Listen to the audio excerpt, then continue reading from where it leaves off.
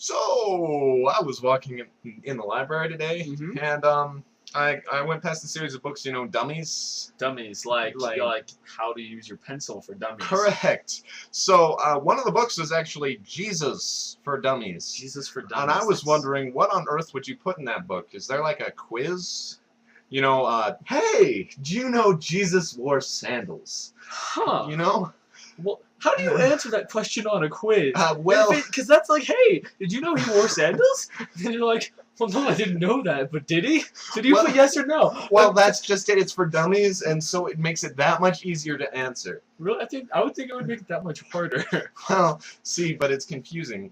But the thing is, you don't want to get it wrong. You don't want to get it wrong. You don't want to get it wrong because if you get it wrong on Jesus for Dummies, the book burns. The book burns. And it burns you, too. So it's like in your hands and you're like, ah! Exactly. You would want to answer correctly. Answer correctly. That's why you'd want to read it beforehand. That's why, okay, so do they, like, include the quiz in the back? Oh, so, like, yeah. when you finish the book, it's like, oh, hey, I can see if this was actually useful for me. If I was the makers, I would definitely put it in the front. Take the quiz first, because I don't want to see more people burn. Well, but that, you see, if people start burning when they read like, when they first open the book, your sales might go down. Might. However, there's a couple billion people in the world. It's okay. But you know what you might want to hit first is the frequently asked questions part. The frequently, right? They should. I think that should just be the front cover. The front cover. Instead of like Jesus for Dummies, it should just be like, hey, like put that up in the very top corner, and then the entire front page be like, hey, look, these are some questions.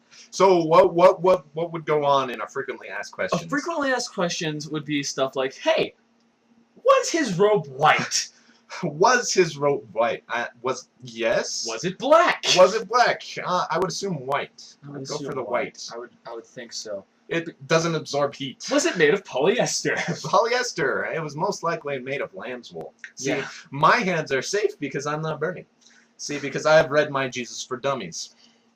I haven't read the book yet. See, so the problem is, what if you can't read? Well, is there a reading for dummies? Well, that would be a little bit tricky because if it's reading for dummies and it's in a book, well, that's not going to go very That's far. why they sell it in video stores, you see. It's video stores. The DVD. The DVD. Dummies for Oh. Dummies for dummies. No. Wow. That might actually sell kind of well. I'd buy a Dummies for Dummies book.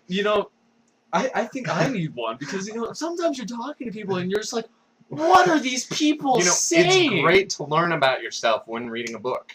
And so, Dummies for Dummies is just the epitome of that. It's the epitomes. See, I need how to speak 101.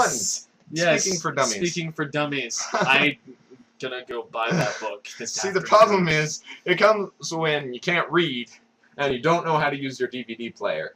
That is tricky because then you have to go get the how to use your DVD player for dummies. But the problem is, that's a book. See, and the reading for dummies is a DVD. So, you pretty much are screwed. You're not going to go very far. Screwed. And, that's just one thing.